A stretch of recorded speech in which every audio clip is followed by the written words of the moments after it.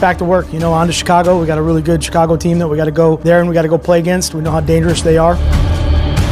Be a big challenge for us. We're going to work cut out, but that's what we do every single week. We go to work and try to get better and try to go out and give ourselves a chance to win. So what's important to us is, where we are and how do we get better going forward.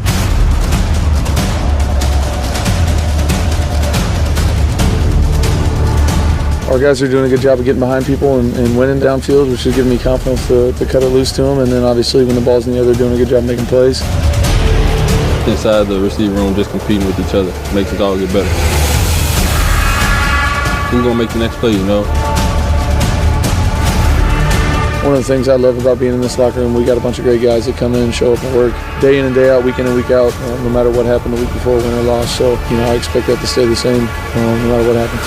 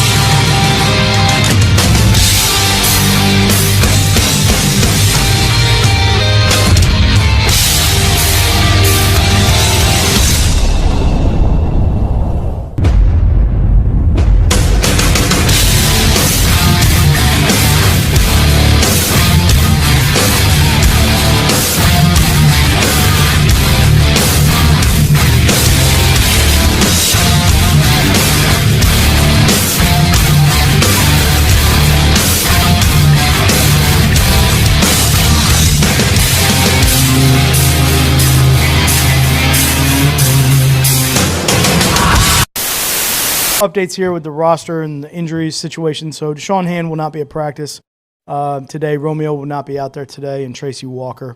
The other person that will not be out of practice is Miles Killebrew.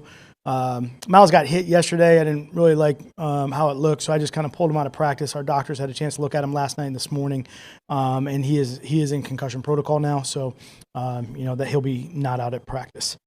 Other than that, obviously, big day for us here in the red area, right back to work and knowing that we have a lot to deal with here with Chicago on both sides of the ball in the red area. So that's really where our focus and our attention is today. Try to complete a good week of practice and our preparation to get ready to go, hopefully play a good game on Sunday. So it's really kind of just a normal week for us, grinding it out. Had the pads on yesterday, tried to work on a couple things there from that standpoint, but, back into our normal kind of Friday routine in shells, which includes a lot of different transitions, game type of, back and forth between offense, special teams to try to get in the rhythm from that standpoint of what the game looks like. So that's really about it. Just back to work.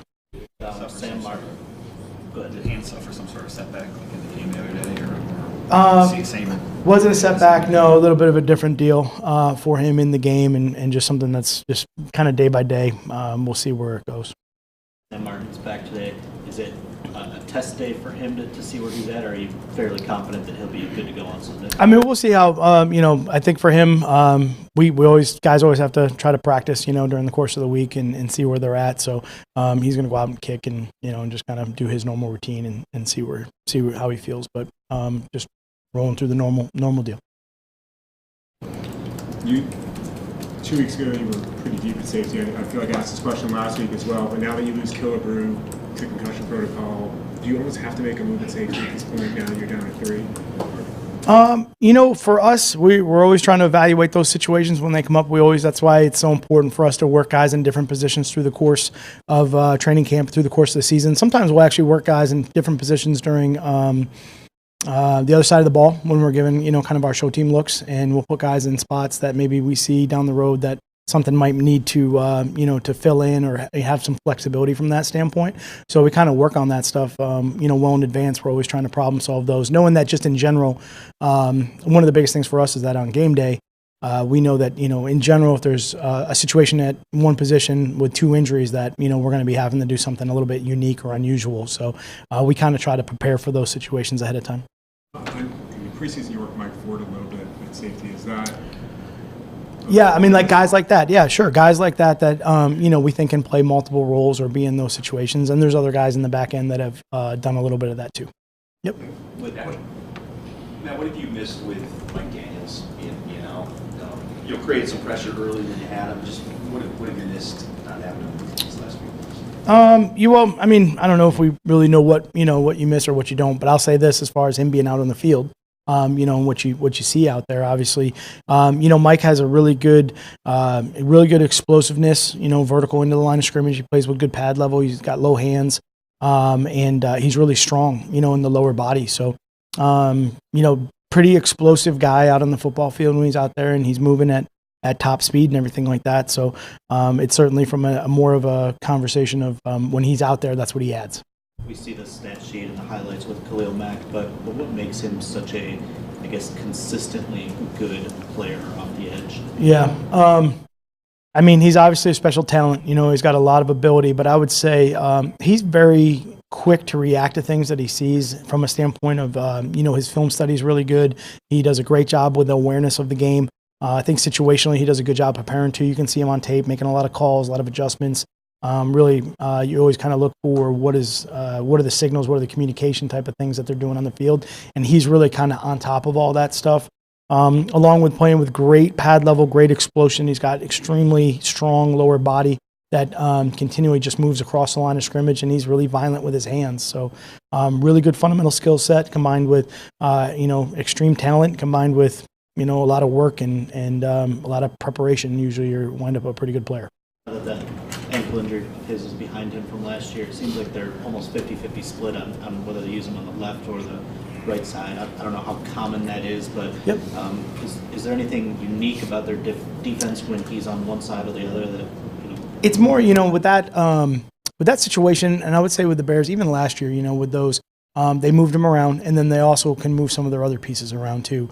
So wasn't uncommon for us to see Hicks out on the edge if he wanted to be able to power someone or to move Floyd around. And then certainly with a guy like Khalil, you don't want to give the offense an easy out to be able to kind of just push protection one way. You want to keep it moving. So I would say what's a little bit more unique than last year is you'll see him inside a little bit, which is maybe a little bit different than what they had to do.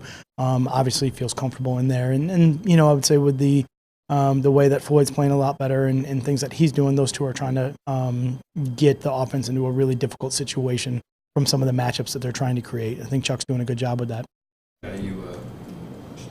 Back in practice, at least this week, is Glasgow.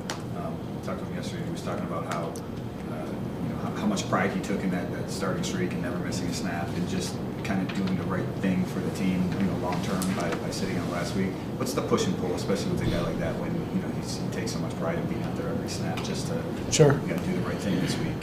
Well, I think the biggest thing for me with a guy like that who obviously has played a lot of football and someone that we trust to be able to understand and tell us when he thinks he can and can't, push through certain things and not put himself in harm's way or put his teammates in harm's way. You trust a lot of what he has to say and how he feels. I think that's the biggest thing. So that conversation really sounds like it's obviously one that he, had to have deep with himself and just realize that, okay, hey, is this the best thing for the team? And is this the best thing for me? And, the offensive line is a little bit unique and I've been around these types of guys for a long time that, they start to worry about, all right, well, if I can't really move here, I can't do this, I'm trying to protect somebody here, what does that do to that person? And kind of how does that affect everybody from that standpoint? So there is a lot of that thought that goes into those guys up front and how much, they can play through at a very productive level or how much it's going to hinder their performance and what does that do to everybody else? That's pretty common. This is a question about T.J. Hackinson talking yesterday, a couple of days ago about just the whole transition to pro football, how different it is, how different the life is, the fans, the stadiums. How important is that for a young player just to be able to assimilate all that stuff that's so different to him? I think it is important, as far as, the NFL is different than college. I think he's played in some pretty big stadiums and in front of some pretty big crowds in his college career. I think it's just different. Certainly the downtime is different from that standpoint. We're a lot more structured from a football standpoint of how many hours a day we can go at it from that. But I would say the biggest thing for a younger player like TJ, especially somebody that maybe has a little bit of success early in the season, is that there's a lot more attention paid to you from the defensive coordinators and the defensive side of the ball, that now maybe different things are coming at you that you haven't seen before from that aspect of it, where the most part you don't get a lot of that in the college game. So it requires just a little bit more study and a little bit more time on task to get used to some of that stuff. Back, during the season to what they're doing, you adjust back to what they're doing to you, whether it's find an answer for what they're doing. As far as the coaches or as far as the player? I think I would say the player from that standpoint, a lot of it comes with experience, and trying to ask guys around them what they've seen before and how do they handle it. And then as a coach, you're trying to make sure you're aware of that too and what our team's trying to do and, put those guys maybe in some situations that are a little bit different. So it's harder to kind of do that stuff. The weather down there can have an impact on the special teams, but how much, I guess, on offense or defense too, do you have to wait and see or adjust when you get down there and see which quarters you have to win and things like that? Sure. Usually what the general rule is, the wind affects the kicking game first. So first and foremost, you're gonna make sure that you're, really understand how and what phases it affects from that aspect of it. I would say, unfortunately, when you do travel and go on the road and you have a stadium that's outside, a lot of it you're not going to know until you get there to kind of see what it actually is. You try to go on history. Obviously, divisional game, you've been in those stadiums quite a few times, and you have a sense for what it looks like. But until you get in there that particular day, there's just then you got to see what it is and go forward from there. So you make a lot of maybe conversation, contingency plans, things like that. As far as, hey, what if it's this? Then we're going to do this, or kind of go through it from that standpoint. And then when you get in that situation, say, okay, hey, it is this. This is what we said we wanted to do, and we're going forward with that, and make adjustments after. Just to give you a chance to address what Quandre Diggs said last night, that he was thought his straight was related to him speaking out. Just do you have any response to that, I guess? I think as far as that situation, talked about that a couple of weeks ago. So for us as a team right now, we're all about Chicago. It's a big game for us. We're focused on just trying to go out and play well. So I think the guys are working hard. I think they're trying to do everything they can to win right now, and they're fully focused on preparing and getting ready to go. So, for me right now, I'm just trying to make sure I'm coaching the heck out of these guys, and we're getting ready to go play the Bears. Okay, thanks. Yeah, and it's the other foot too, so that's the positive. The initial foot is like an afterthought right now, but it's tough, but it's all part of God's plan, so I can't get too upset about it, get angry about it. Just got to keep rehabbing, which is what I have been doing, and looking forward to, getting some work this weekend. How much stronger are you now? You've obviously been back to practice a couple of weeks now. You're kind of getting back into so many things. Absolutely, and that's the biggest thing whenever you come off an injury is just getting back to getting those familiar, unfamiliar positions that football puts you in. Yeah. How close are you think, to being back and being the Mike Daniels that you've been? We'll see. We'll see this weekend. I always had the most confidence in myself. What really helps me out here is that there's a really good supporting cast of guys here on this defense. I really like our roster.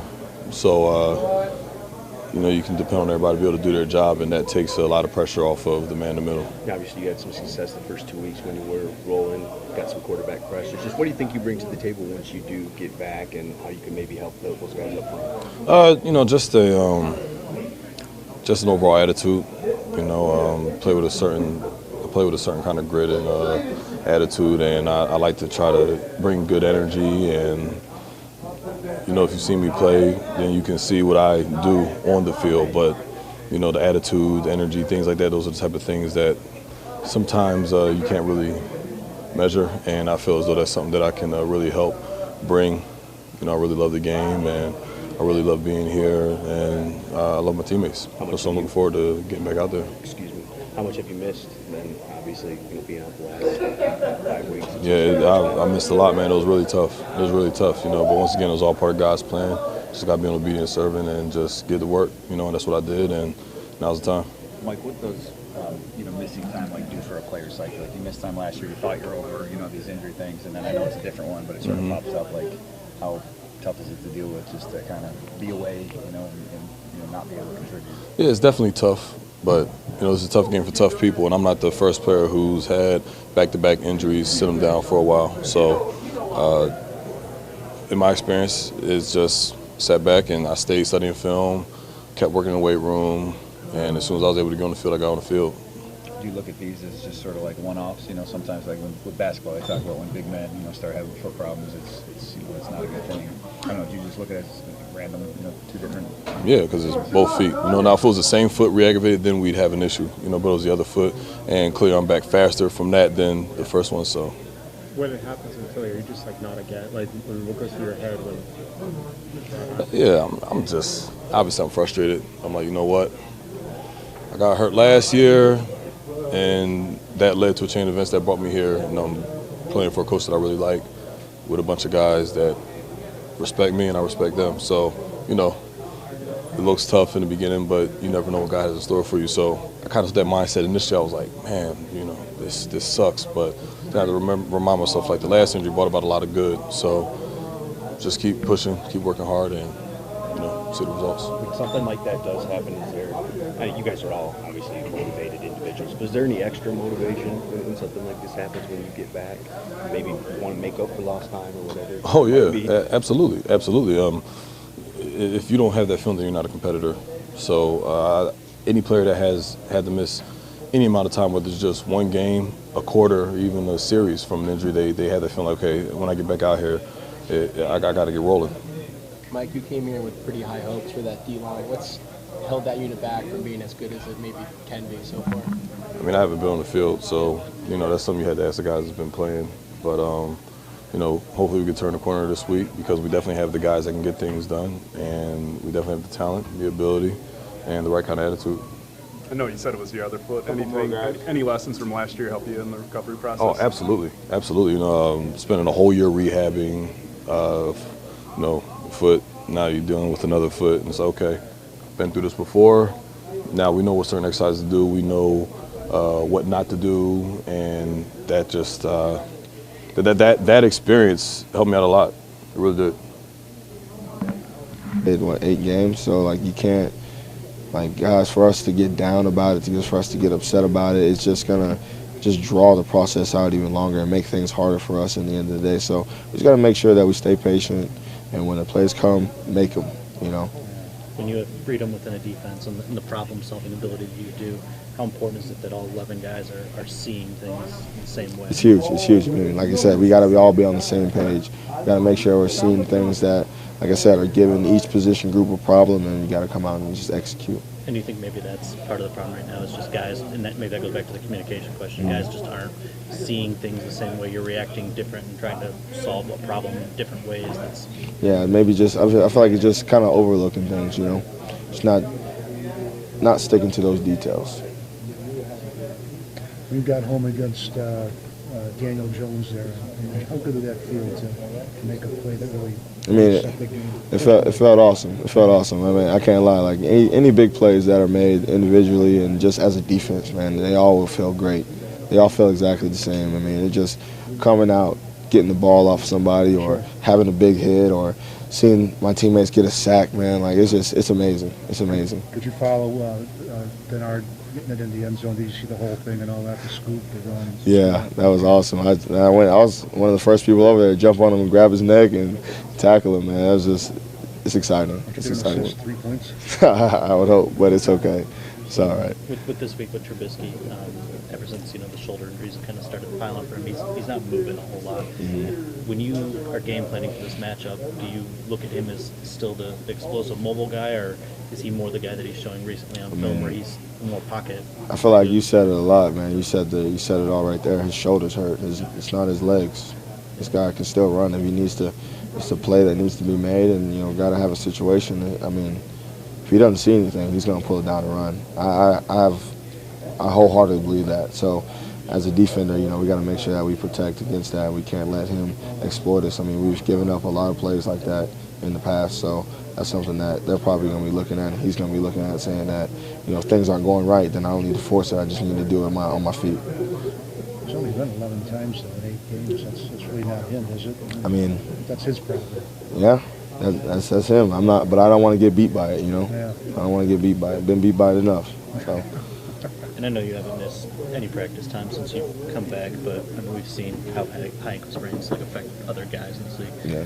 How have you felt in terms? I mean, have you felt like yourself since you've been back, or is it bothering you in the back? I felt pretty good. And just coming out every week, and every week's new. You know, I mean, it's high ankle sprain, still something that you got to deal with. But at the end of the day, just coming out on game day, just having that energy, having that juice, seeing my teammates, and just being right next to those guys, just nothing else matters at that point. You know. Thank you. Thanks, y'all.